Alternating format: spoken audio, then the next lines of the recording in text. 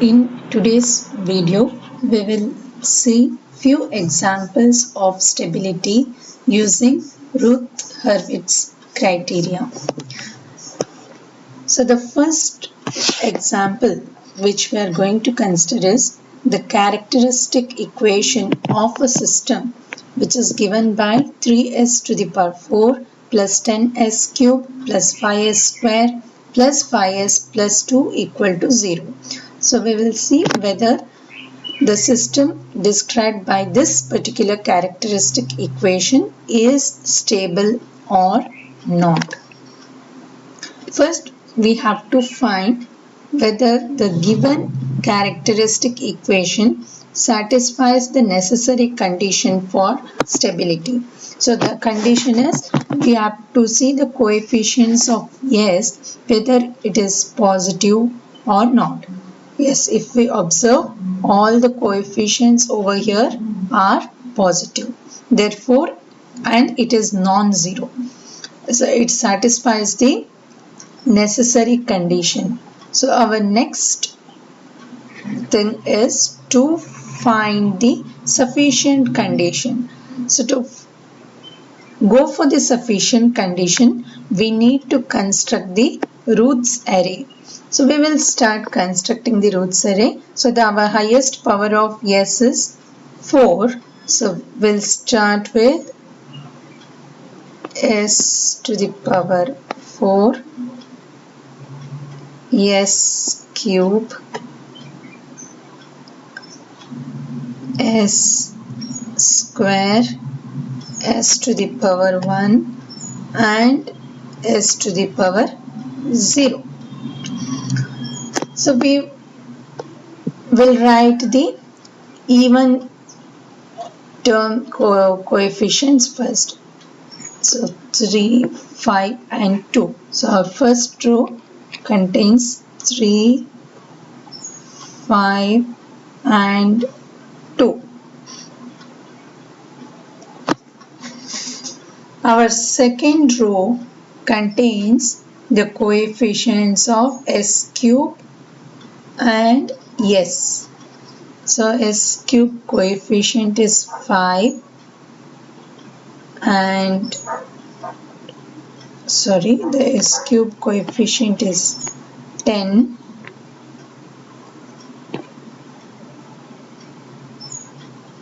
and S coefficient is 5. So now we will write the elements of the third row. So before going to the elements of the third row, we can see that the second row, these values are divisible by 5. So we divide this by 5. So when we divide it by 5, we have this as 2 and this is 1. So now our new values are 2 and 1 for the second row, which makes our calculation simple. So now we'll go for finding the third row elements. So as we have discussed in the previous video, the third row element is obtained by considering the determinant of this matrix. So we'll write it as 2 into 5 minus 3 into 1 divided by 2.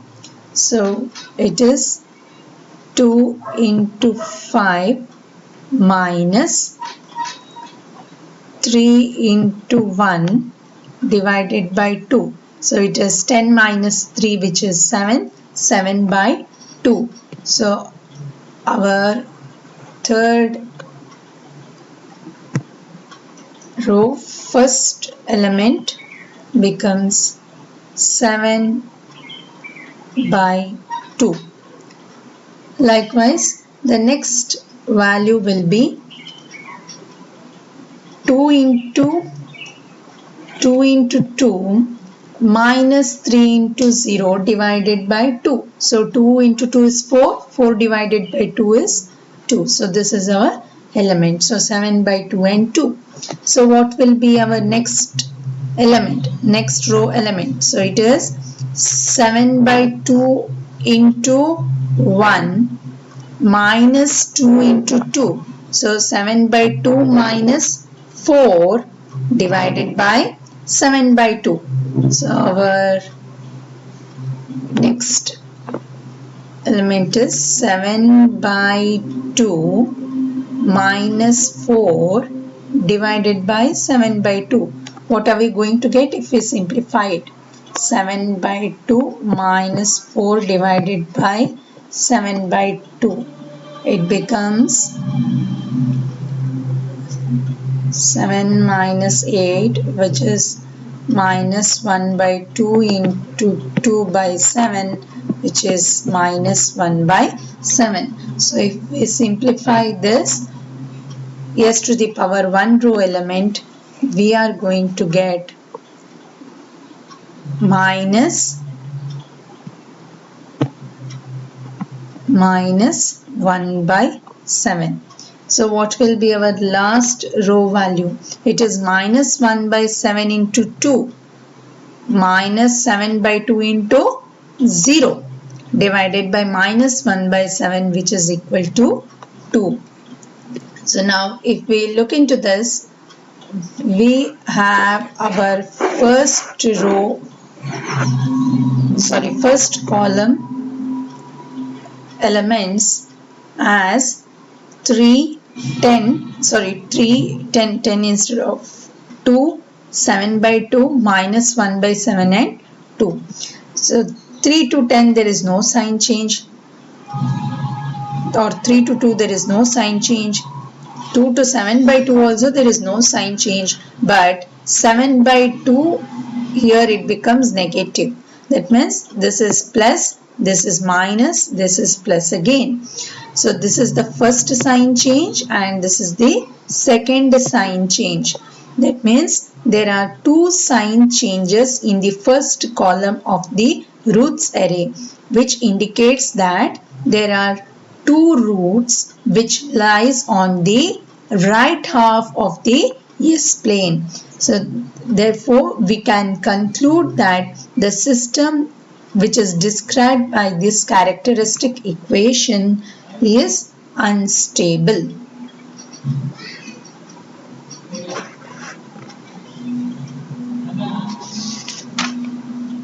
So we'll move on to the next example.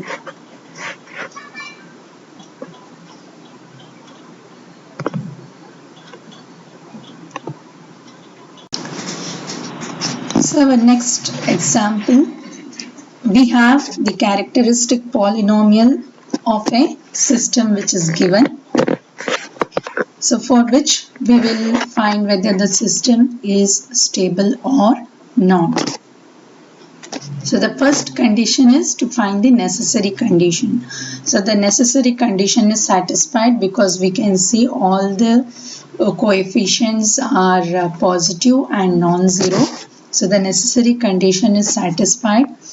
We'll next move on to finding the sufficient condition. To find the sufficient condition, we need to construct the roots array. Right now the highest power of S in this particular example is 5. So we'll consider the odd orders first in the first row, then we'll go for the even orders. So our first row is related to S to the power 5. Next will be S4, S cube, S square, S1 and S0. So our first values will be 1, coefficients are 1, 1, 2, 6, 1, 2 and 6. Our next row will be 3, 6 and 9. 3, 6 and 9. So the second row we can divide it by 3, and in that place we can write it as 1, 2 and 3. So our second row elements are 1, 2 and 3 after dividing by 3. So we'll write our third row elements. So if we observe the third row elements, it is 1 into 2 minus 1 into 2 by 1. That means 2 minus 2 is 0 by 1, which is 0. The next value is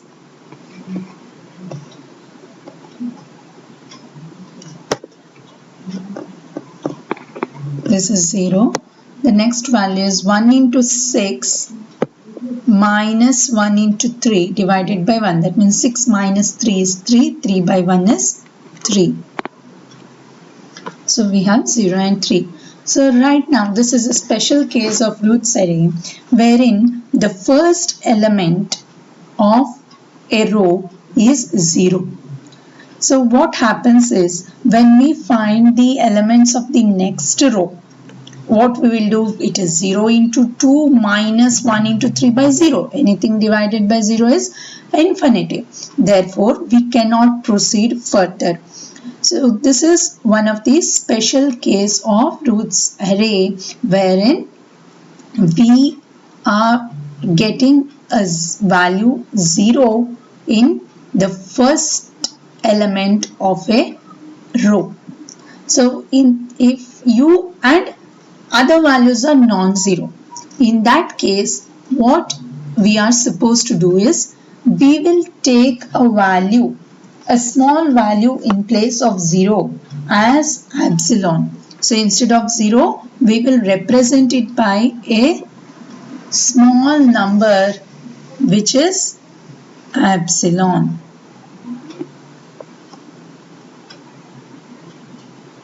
And then we will proceed with the construction of the array. So our new elements of the row s to the power 3 is epsilon and 3. So we have our new values for the third row, which is epsilon and 3. With this epsilon and 3 we have to construct the next row elements. So right now we will construct the next, we'll find the next row elements, which is epsilon into 2 minus 1 into 3 divided by epsilon. So it becomes 2 epsilon minus 3 divided by epsilon. It's 2 epsilon minus 3 by epsilon. And next is 3 epsilon minus 0 divided by epsilon. So 3 epsilon by epsilon becomes 3. Okay. Next we have our next row elements, that is 2 epsilon minus 3 by epsilon into 3 minus 3 epsilon divided by this thing. So what you get is 2 epsilon minus 3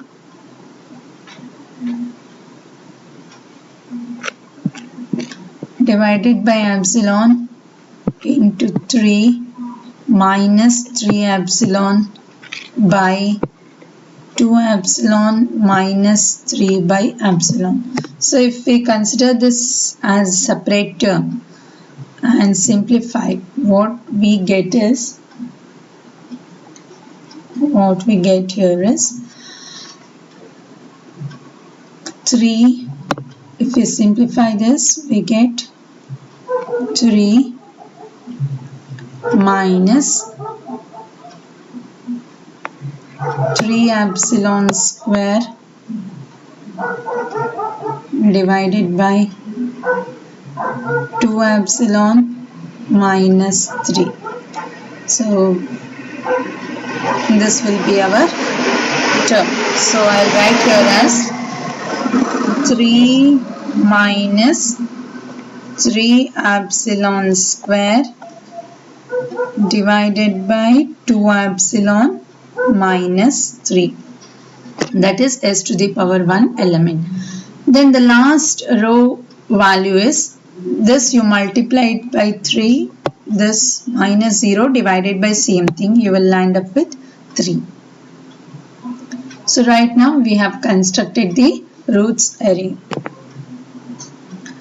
We will look into the stability. So we are not interested with the magnitude. In root stability criteria, we are interested only in the signs of the terms in the first column and not in their magnitudes. So we will examine the first column of the roots array.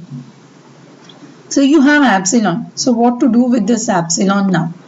So when we are finding the stability, this epsilon should be treated as a small number, is treated as a small number. So the smallest non-zero number is smallest number which we can take is 0. So we take limit, we consider limit epsilon tends to 0. So what will it happen if we consider epsilon as 0?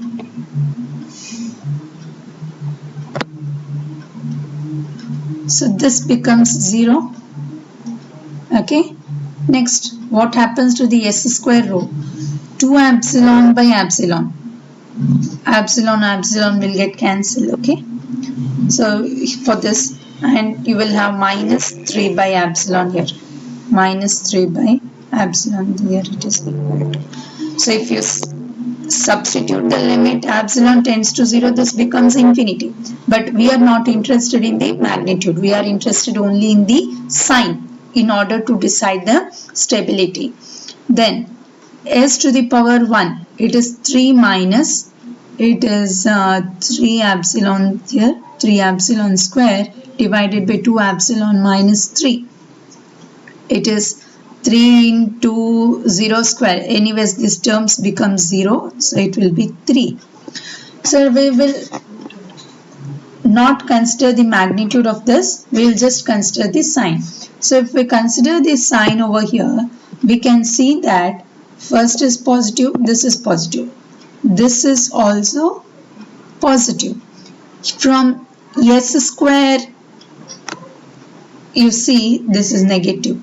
This is positive, s square is negative, and this is again positive. That means positive to negative one sign change, negative to positive it is the second sign change. So here there are two sign changes. We have not seen the magnitude. There are two sign changes in this. That means two roots lie in the right half of the S plane, or two poles lie in the right half of the S plane. Hence, we can consider that or conclude that this system is unstable. So we will see one more special case of roots array in the coming example.